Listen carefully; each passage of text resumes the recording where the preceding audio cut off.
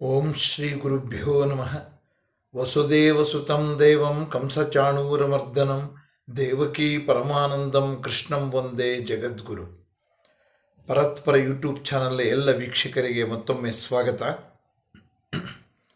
ಹಿಂದಿನ ವಿಡಿಯೋದಲ್ಲಿ ಶ್ರೀಕೃಷ್ಣ ಅರ್ಜುನನಿಗೆ ಹೇಳ್ತಾನೆ, ಬುದ್ಧಿ, ಜ್ಞಾನ, ತಮಸ್ಸು, ಸುಖ, ಸಂತೃಪ್ತಿ, ದಾನ, ಕೀರ್ತಿ, ಅಪಕೀರ್ತಿ ಇವೆಲ್ಲವುಗಳನ್ನು ಕೂಡ ಎಲ್ಲ ಪ್ರಾಣಿಗಳಿಗೆ ಕೊಟ್ಟಿರ್ತಕ್ಕಂಥವನು ನಾನೇ. ಇವೆಲ್ಲ ಉಂಟಾಗಿರ್ತಕ್ಕಂಥದ್ದು ನನ್ನಿಂದನೇ. ಇದನ್ನು ಯಾರು ಅರಿತು ಜ್ಞಾನವನ್ನು ಪಡ್ಕೊಂಡು, ಜ್ಞಾನವನ್ನು ಕೂಡ ಭಗವಂತನೇ ಕೊಟ್ಟಿರ್ತಕ್ಕಂಥದ್ದು, ಆ ಜ್ಞಾನದ ಬಲದಿಂದ ಉತ್ತಮವಾದದ್ದನ್ನು ಯಾರು ಆಯ್ಕೆ ಮಾಡ್ಕೊತಾರೋ ಅವನು ಶ್ರೇಷ್ಠವಾದವನಾಗ್ತಾನೆ ಅನ್ನುವಂಥ ಮಾಹಿತಿಯನ್ನು ತಿಳಿಸಿದ್ದ. ಮತ್ತೆ ಮುಂದುವರೆದು 6 ಮತ್ತು 7ನೇ ಶ್ಲೋಕಗಳಲ್ಲಿ ಏನನ್ನು ಹೇಳ್ತಾನೆ ಅಂತ ನೋಡೋಣ.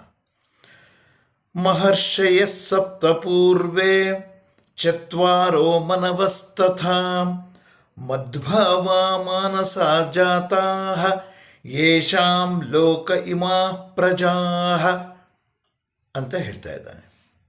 ಅಂದರೆ ಹಿಂದೆ ಪೂರ್ವಕಾಲದಲ್ಲಿ ಸಪ್ತಋಷಿಗಳಿದ್ದರು ಮತ್ತು 4 ಜನ ಮನುಗಳು ಇದ್ದರು. ಇವರೆಲ್ಲರೂ ಕೂಡ ನನ್ನ ಸಂಕಲ್ಪದಿಂದಲೇ ಜನಿಸಿದಂಥವರು. ಲೋಕದಲ್ಲಿರ್ತಕ್ಕಂಥ ಎಲ್ಲ ಪ್ರಜೆಗಳನ್ನು ಅವರು ಉತ್ಪತ್ತಿ ಮಾಡಿದರು, ಅವರಿಂದ ಉತ್ಪನ್ನರಾದರೆಲ್ಲ ಅಂತ ಹೇಳ್ತಾ ಇದ್ದಾನೆ. ಅಂದರೆ ಇದು ಒಂದು ಕಲ್ಪ. ಈ ಕಲ್ಪದ ಆದಿಯಲ್ಲಿ ಇದ್ದಂಥ ಸಪ್ತಋಷಿಗಳು ಯಾರ್ಯಾರು? ಅತ್ರಿ, ಕಶ್ಯಪ, ಗೌತಮ, ಜಮದಗ್ನಿ, ಭಾರದ್ವಾಜ, ವಶಿಷ್ಠ, ವಿಶ್ವಾಮಿತ್ರ ಇವರುಗಳು ಸಪ್ತಋಷಿಗಳು. ಮತ್ತು 4 ಜನ ಮನುಗಳು. ಮನು ಅಂತಂದರೆ ಮನುಷ್ಯ ಅಂತಕ್ಕಂಥ ಪದ ಬಂದಿರೋದೇ ಆ ಮನು ಅಂತಕ್ಕಂಥದ್ರಿಂದ. ಎಲ್ಲರಿಗಿಂತ ಮೊಟ್ಟ ಮೊದಲಿಗೆ ಸೃಷ್ಟಿಯಾದಂಥವನು. ಅಂಥ 4 ಜನ ಮನುಗಳನ್ನು ಭಗವಂತ ಸೃಷ್ಟಿಸಿದ್ದ. 14 ಜನ ಅಂತ ಹೇಳುತ್ತೆ ನಮ್ಮ ಪುರಾಣಗಳು. ಅದರಲ್ಲಿ ಇಲ್ಲಿ 4 ಜನ ಅನ್ನುವಂಥ ಮಾತನ್ನು ಶ್ರೀಕೃಷ್ಣ ಬಳಸಿದ್ದಾನೆ. ಆ 4 ಜನ ಮನುಗಳು ಯಾರ್ಯಾರು? ಸ್ವಯಂಭವ ಮೊಟ್ಟ ಮೊದಲನೇವನು ಸ್ವಯಂಭವ, ಸ್ವಾರೋಶಿಷ, ಉತ್ತಮ, ತಾಮಸ, ಇವರು 4 ಜನ. ಆನಂತರ ಇನ್ನೂ 10 ಜನ ಮನುಗಳು ಬರ್ತಾರೆ. ಈ 4 ಜನ ಮನುಗಳು ಇವರೆಲ್ಲರೂ ಕೂಡ ಭಗವಂತನ ಇಚ್ಛೆಯಿಂದ ಅವತರಿಸಿದಂಥವರು. ನಂತರ ಅವರಿಂದ ಈ ಲೋಕ ಸೃಷ್ಟಿಯಾಯಿತು ಅಂತ ಹೇಳ್ತೇವೆ. ಮನುವಿನಿಂದನೇ ಇದೆಲ್ಲ ಸೃಷ್ಟಿಯಾಗಿದ್ದು, ನಮಗೆ ಎಲ್ಲ ರೀತಿಯ ಒಂದು ಉತ್ತಮವಾದಂತಹ ಜ್ಞಾನವನ್ನು ಮತ್ತು ಎಲ್ಲ ರೀತಿಯ ಸದ್ಗತಿಯನ್ನು ನಮ್ಮ ಋಷಿಮುನಿಗಳು ನಮಗೆ ಕರುಣಿಸಿದರು. ಆದರೆ ಅವರು ಸೃಷ್ಟಿಯಾದದ್ದು ಭಗವಂತನಿಂದನೇ ಅಂತ ಹೇಳ್ತಾ ಇದ್ದಾನೆ.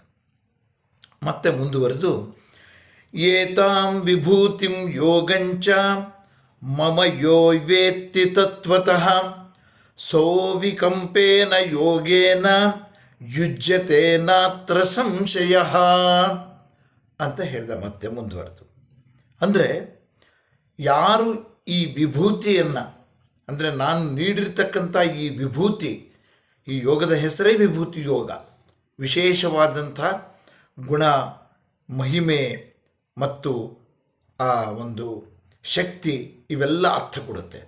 ಅಂಥ ವಿಭೂತಿಯನ್ನು ಮತ್ತು ಯೋಗವನ್ನು ಯಾರು ಯಥಾರ್ಥವಾಗಿ ತಿಳಿದುಕೊಳ್ಳುವರೋ ಅವರು ಅಚಲವಾದಂಥ ಯೋಗದಲ್ಲಿ ಸ್ಥಿರಪಡ್ತಾರೆ, ಇದರಲ್ಲಿ ಯಾವ ಸಂಶಯವೂ ಇಲ್ಲ ಅಂತ ಭಗವಂತ ಹೇಳ್ತಾ ಇದ್ದಾನೆ. ಅಂದರೆ ಭಗವಂತನ ವಿಶೇಷವಾದಂಥ ಮಹಿಮೆ, ವಿಭೂತಿ ಅಂದರೆ ವಿಶೇಷವಾದ ಒಂದು ಮಹಿಮೆ, ಅದನ್ನು ಅರಿತು ಅವನನ್ನೇ ಸೇರುವಂಥ ವಿದ್ಯೆಯನ್ನು ನಾವು ಯಥಾವತ್ತಾಗಿ ಪಡ್ಕೊಂಡ್ರೆ, ಅದನ್ನು ಯಾರು ಪಡ್ಕೊಳ್ತಾರೋ, ಯಾರು ತಿಳ್ಕೊಳ್ತಾರೋ ಅವರನ್ನು ಭಗವಂತ ಎಂದಿಗೂ ಕೈ ಬಿಡೋದಿಲ್ಲ. ಇದರಲ್ಲಿ ಯಾವ ಸಂಶಯವೂ ಇಲ್ಲ ಅಂತ ಘಂಟಾಘೋಷವಾಗಿ ಭಗವಂತ ಹೇಳ್ತಾ ಇದ್ದಾನೆ. ಈ ರೀತಿ ಘಂಟಾಘೋಷವಾಗಿ ಭಗವಂತ ಹೇಳ್ತಾನೆ ಅಂದರೆ ನಾವು ಆತನ ಮಹಿಮೆಯನ್ನು ಯಥಾವತ್ತಾಗಿ ತಿಳ್ಕೊಳ್ಳುವಂಥ ಪ್ರಯತ್ನವನ್ನು ಮಾಡಬೇಕು. ನಾವು ಜೀವನ ಪರ್ಯಂತ ನಾವು ಅದನ್ನೇ ಮಾಡಬೇಕು. ಭಗವಂತನ ವಿಶೇಷವಾದಂತಹ ಒಂದು ಯೋಗವನ್ನು, ಒಂದು ಮಹಿಮೆಯನ್ನು ನಾವು ತಿಳ್ಕೊಂಡ್ರೆ ನಾವು ಭಗವಂತನಲ್ಲಿ ಯೋಗವನ್ನು ಪಡಿತೀವಿ, ಅಂದರೆ ಭಗವಂತನನ್ನೇ ಸೇರ್ತೀವಿ. ಯೋಗ ಅಂದರೆ ಅರ್ಥನೇ ಸೇರುವಂಥದ್ದು ಅಂತ.